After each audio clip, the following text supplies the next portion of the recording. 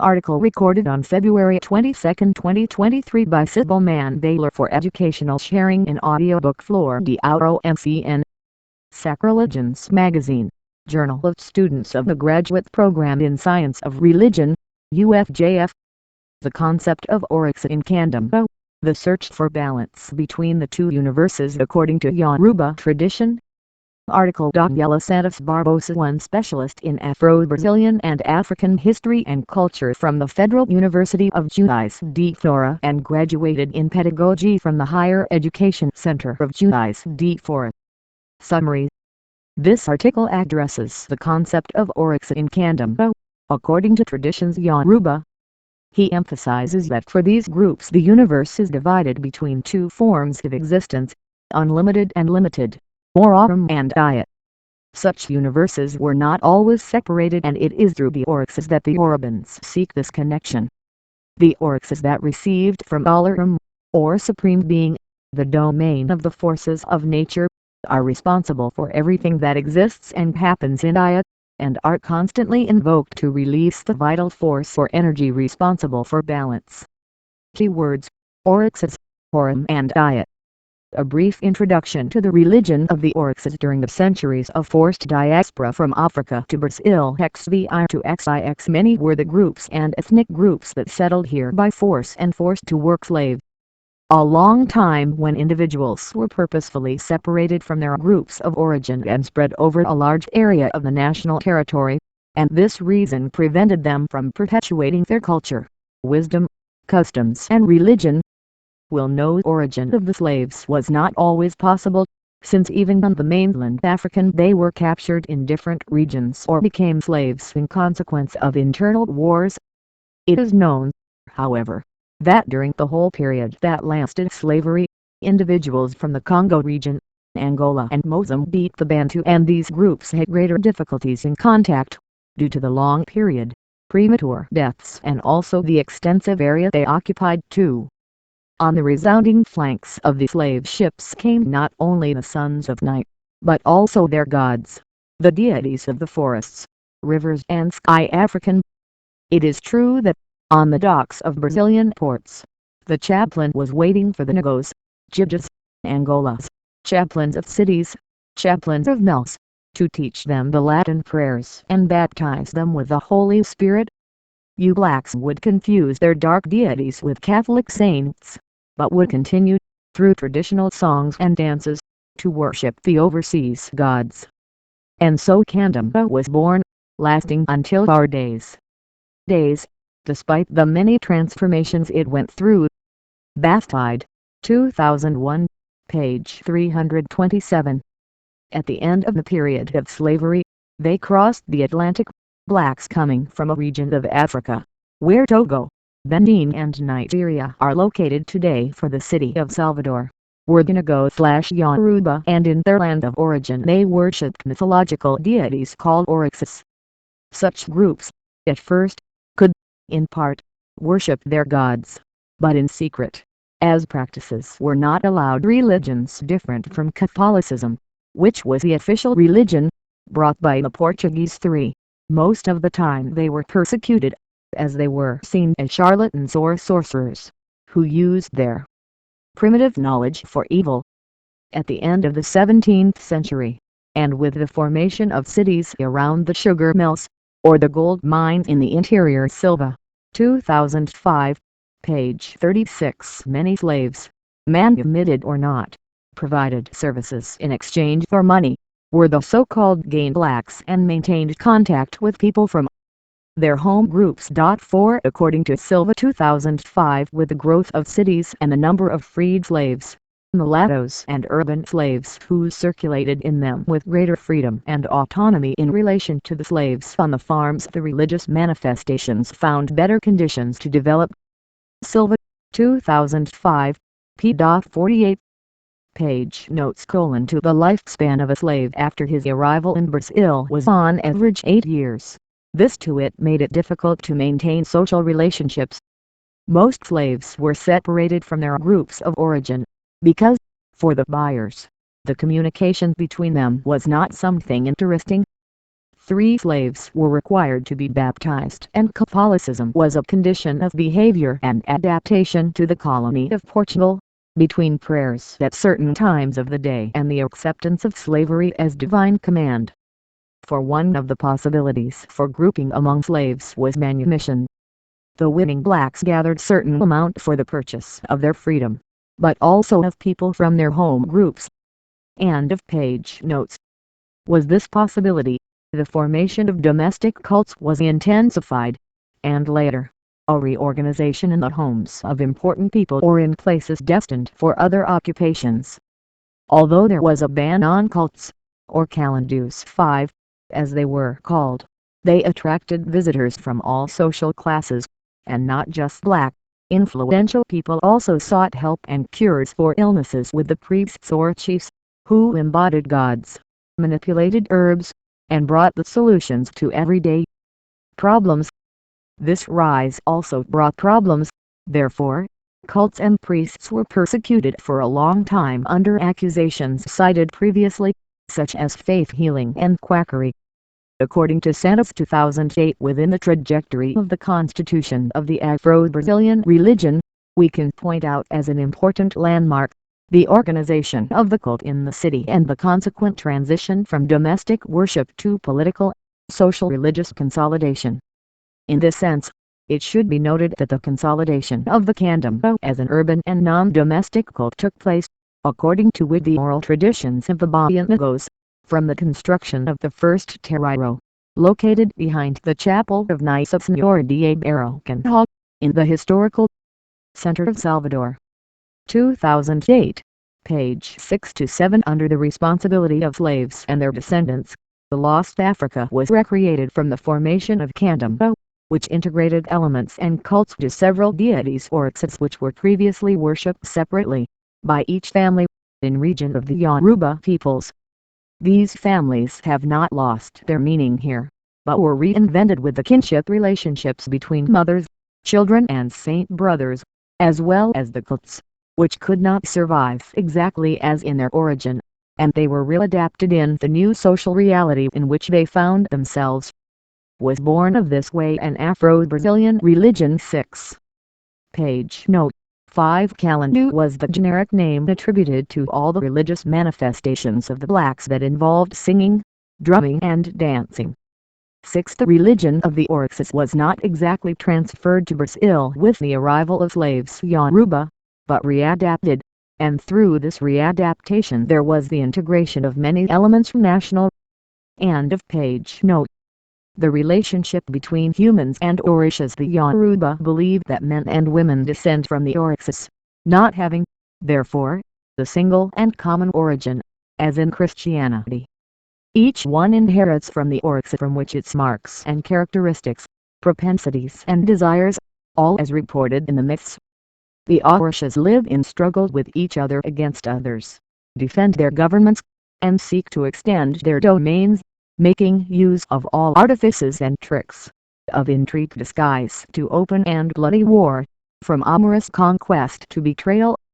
You Orishas rejoice and suffer, win and lose, conquer and are conquered, love and hate. Humans are just faded copies of the Orishas from which they descended. Brandy, 2007, page 24. There was a time when the Orishas lived like human beings. They hunted, they planted, harvested, maintained relationships of affection and disaffection, but they also had special abilities, and because of that, they stood out among other beings. Among these skills were the secrets of the woods and the iron, the power over the winds and storms, knowledge about hunting, the power to cure diseases and many others. Possessing such aptitudes, the Orishas were responsible for great deeds, and many myths tell that, after their deaths as human beings, they were reborn in the form of Orishas, and passed to another form, or level of existence, called Aurum. The number of Orishas known in Brazil is much smaller than the number of Orishas that were worshipped in Africa by the Yorubans.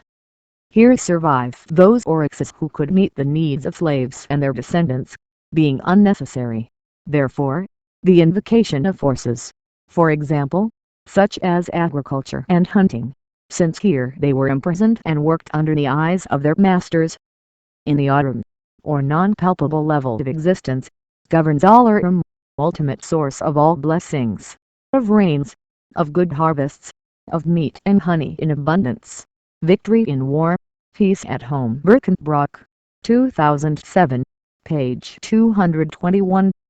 Alarum, how source of all power and goodness, however, does not approach human beings, who are on another level of existence, called by the Yoruba AI or limited and palpable level.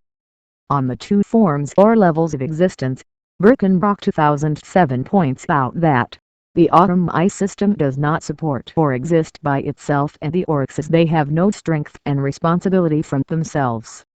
Above the two levels of existence is Alarum, the Supreme Being. It is he who gave the Oryxes the responsibility to govern the AI and the strength to do so. He is above everything, and everything had its beginning in him, both what is in the AI and what is in the Autumn. Alarum's intervention in things does not have to happen, however, direct force, and he passed on to the Oryxes the responsibility for the various sectors or aspects of life and gave them the strength to perform that function. Birkenbrock, 2007, page 184. The existence of human beings, like all physical or material existence, it is in the AI where the Oryxes are also allowed to enter on some occasions. As responsible for governing the AI, the Yoruba deities are invoked through the cults, offerings and sacrifices, and in this way, it also maintains a relationship with their children, who are initiated through a series of rituals. The main objectives of initiation are, on the one hand, the gradual introduction of the person into the socio-religious community, and, on the other hand, the knowledge and veneration of their personal Oryx. Birkenbrock, 2007, page 213. There is a myth that AI and Aurum were not always together, separated.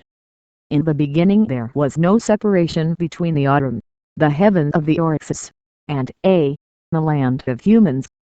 Men and deities came and went, cohabiting and sharing lives and adventures. It is said that, when Aurum bordered the human being touched the Autumn with dirty hands, the immaculate sky of the Orisha was polluted. The Betrula's immaculate white was lost. I hope he went to complain to Alarum. Alarum, Lord of Heaven, Supreme God, enraged at the filth, waste, and carelessness of mortals, blew his divine breath and forever separated heaven from earth. Thus, the Autumn separated from the world of men, and no man could go to Aurum and return from there alive. Now there was the world of men and Orishas, separated, isolated from the human inhabitants of A. The deities grieved. The Oryxes missed their adventures among humans, and they were sad and sulking. They went to complain to Olodumare, who ended up consenting that the Orishas could occasionally return to Earth. For that, however, they would have to take the material body of their devotees. It was the condition imposed by Olodumare. Oxum, who used to like to come to Earth to play with women, sharing with them her beauty and vanity, teaching her spells of adorable seduction and irresistible charm, received from Alarum the new charge: prepare mortals to receive the Oryxes in their bodies. Oxum made offerings to Exu to facilitate his delicate mission. On his success depended the joy of his brothers and Orisha friends. He came to aid and gathered the women around him. He bathed their bodies with precious herbs, cut their hair, shaved their heads, painted their bodies. He painted their heads with white spots, like guinea-fowl feathers. He clothed them with beautiful cloth and rich ribbons. He adorned them with jewels and crowns. The Ari, the head, she still adorned with the echidide feather, red plume, rare and mysterious from the short parrot. In his hands he made them carry abs, swords, scepters, and on the wrists, dozens of gold and ints. Her lap was covered with round and round-colored beads, and multiple rows of whelks, ceramics and corals.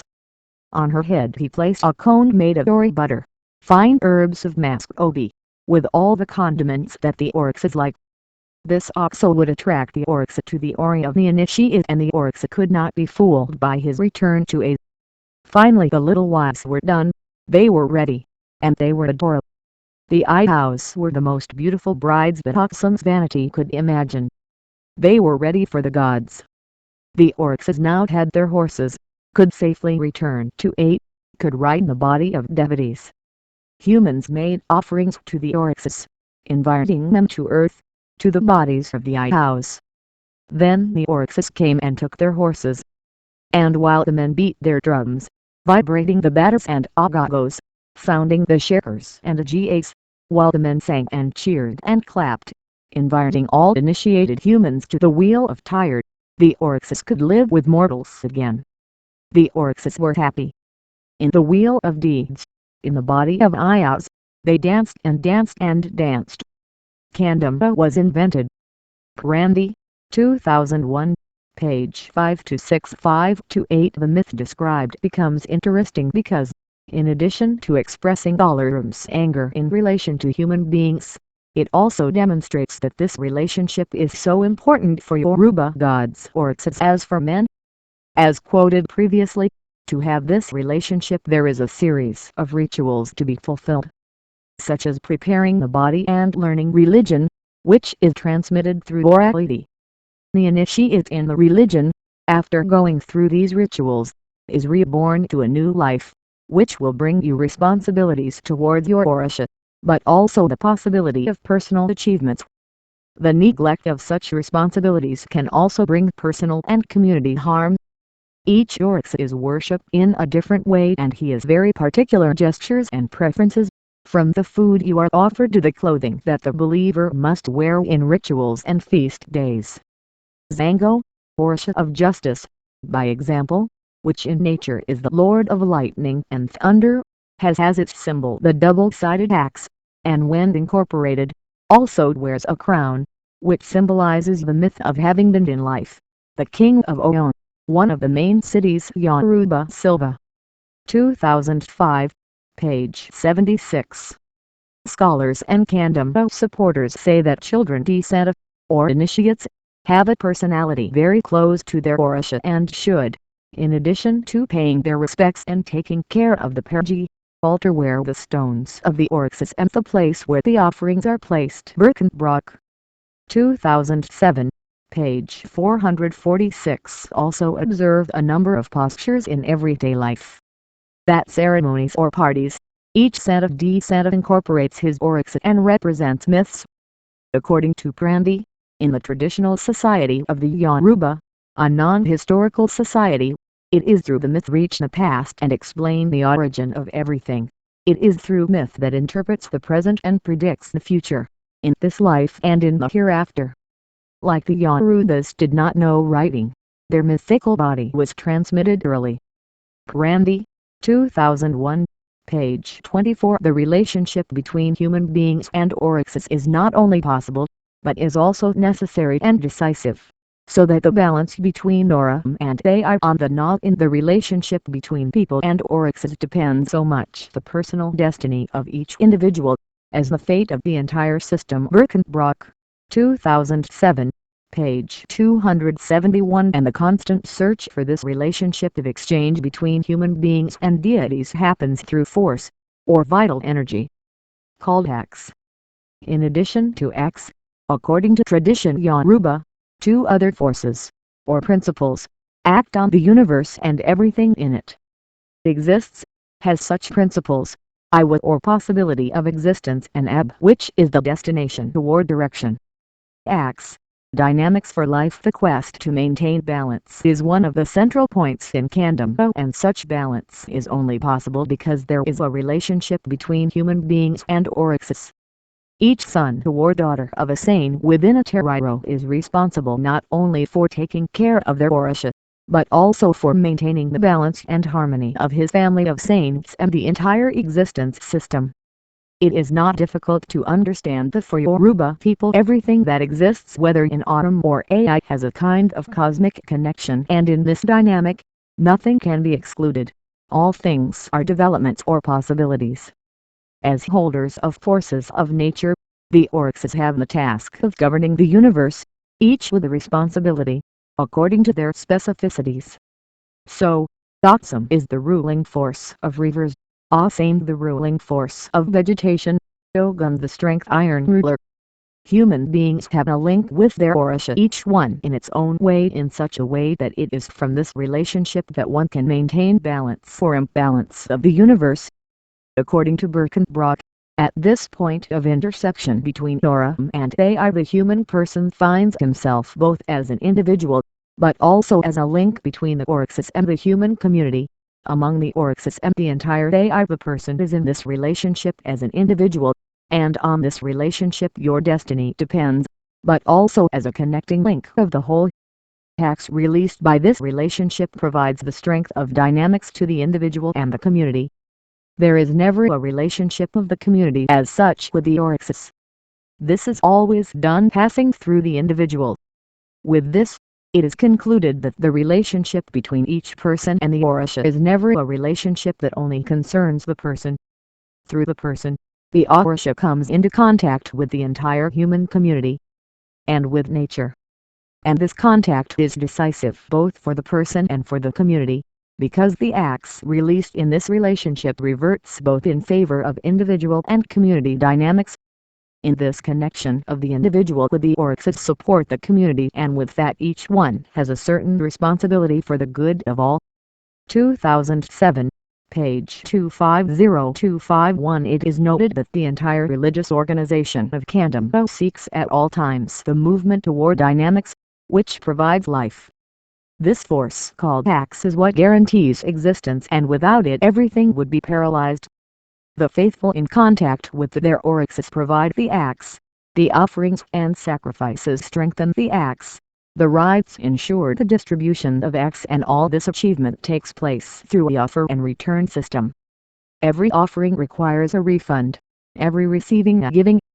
Through the religious activities there is an exchange between Aura and AI among the Orixis and their children, and this exchange mediates and releases X, the principle or force of dynamic, and with that the continuation of existence is guaranteed. Birkenbrock, 2007, page 190. As mentioned in the previous chapter, through Ameth, Horam and Aya do not always they were divided, and it was through the carelessness of the human being that such a separation took place. Only the Orixis can make the transition between the two universes, but through their relationship with men, men can also be in contact with Aurum. This being so, all religious effort is to unify the two forms of existence, and in this way, guarantee the balance, which occurs when the two universes are in order. According to Birkenbrock, the Candomblé cult is an attempt to resist the division between the two levels of existence and make present the reality of the initial order. The unity primitive relationship between Aura and AI is understood as a situation of total harmony and happiness. For this very reason, it is always sought after again. 2007, page 183. The place where the services take place, Tariro, is an attempt to represent the mythical Africa and also lost after crossing the Atlantic. Many were the modifications suffered in the Yoruba tradition, and new elements emerged in the attempt of recomposition or reinvention of the religion of the Orixis in Brazil. The fact is that this reorganization also united Orixis that were worshipped separately, by families or clans, in the same space, where myths are revived, and the same, as actors protagonists, is that they guarantee order and harmony, and allow, even if moments, the connection between the limited and the unlimited, or between Aura and Aya. Final considerations. The description made so far is undoubtedly a timid way of explaining the concept of Orisha in Candomblé, since it is a religion to be understood not only through reading, but perhaps through observation and direct contact with religion and its secrets. 7. It is interesting to observe how a mythical Africa was recreated within the Teriros, even knowing that many elements were lost and slashed or readapted to the new context. This incessant search for African ancestry demonstrates that it is in the Yoruba region that vital energy is found, which revives all existence, and this strength is obtained through the relationship between human beings and the Orixis, and also reinforces the desire and feeling of returning to the cradle where it all began. In the last decades, Many fathers and mothers of saints have sought this original purity addressing to the African continent and going through the initiation ritual. Such purity is very discussed among researchers, because, at the same time that religion transformed in Brazil, it also changed in the region of the Yoruba, who passed through numerous social processes from the time of Portuguese colonization to the present day. For those who seek their roots, it is an encounter with their ancestry, which guarantees not only greater learning of religion, but also visibility, since, here in Brazil, among Candomblécists, they gain greater prestige. Regarding the Orixás, who received from Alarum the domain of the forces of nature, are responsible for everything that exists and happens in it. For this reason, they are constant link with human beings and are invoked to maintain order and peace. Balance between the two levels of existence. Humans, on the other hand, have task, or obligation, to take care of your Orisha and dedicate sacrifices, offerings and special cares. It is not difficult to understand through records and interviews made by great researchers, how important is the relationship of devotees with their gods, what lend their physical bodies and often abdicate pleasures in favor of obligations. This relationship is so intimate that many aspects of the personality of the Orixás resemble your children's personalities. Furthermore, the relationship between the Orixás, it was not always harmonious, and some myths tell how these relationships were disturbed and can also be reflected in the social relations between the children of Holy. Another point to be highlighted is the Yoruba conception of the world, in which everything exists is interconnected in some way to the two levels of existence, which once were separated, but which through religion can unify and bring back the unity and balance lost. The balance that is being tried to restore is not focused on just the terreiro and its faithful, but the whole world and everything that falls into it. Thus it demonstrates a relationship of interdependence between man and nature, without a doubt, one of the most beautiful and interesting points of Afro-Brazilian religions. Page notes. 7. The secrets of religion are kept among believers and revealed over time, gradually, as responsibilities also increase on the community. The fathers and mothers of saint are holders of greater secrets than a son or daughter of a saint, for example. End of page note. References: BASTIDE, Roger. The Candomblé of Bahia. 3rd ed. Sao Paulo, Companhia das Letras, 2001 BERKENBROCK, Volde Jose. The Experience of the Orixás, the study on the religious experience in Candomblé. 3rd ed. Petrópolis, Voices, 2007. PRANDI, Reginald.